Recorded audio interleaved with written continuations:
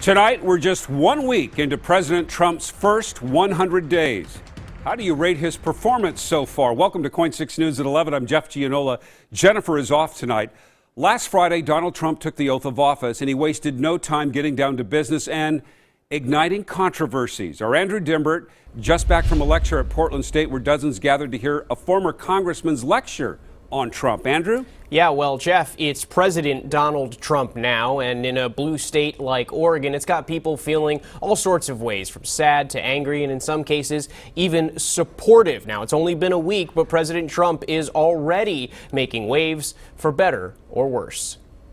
I think they're very happy with the meeting we just had. What do you think? Nearly a week into office, Trump's America is taking shape. And here in Portland, it's not sitting well for some. I have a lot of concerns about our constitutional process, our country and its future. So far, President Trump has withdrawn the U.S. from the Trans-Pacific Partnership.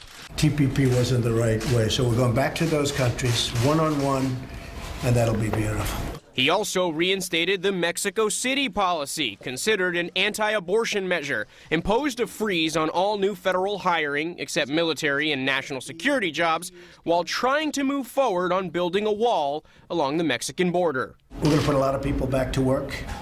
We're going to use common sense, and we're going to do it the way it's supposed to be done. Some who supported him during the campaign say Trump is making good on his promises. I think that shows somebody that's driven and active, and I think he's a businessman, and as a businessman, he doesn't have time to waste. Still, many in Portland oppose President Trump's tactics.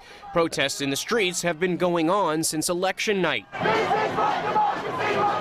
And tonight at Portland State University, former Congressman Barney Frank delivered a speech entitled Liberal Values After Trump.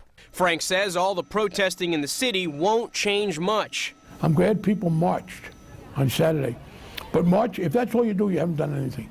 I would tell you, I spent 40 years in elected office, and politicians are not frightened by people who march. Instead, Frank says there's really only one way to change the status quo: voting in the next election cycle. Many more people vote for president than vote 2 years later for Congress and governor. What I hope is that some of those people who vote in the president, and they tend to be more on the left than on the right, I would hope that they would get engaged. And President Trump has also promised to move forward with the controversial Dakota Access Pipeline and Keystone Pipeline. So, Jeff, look for more headlines in the next coming week.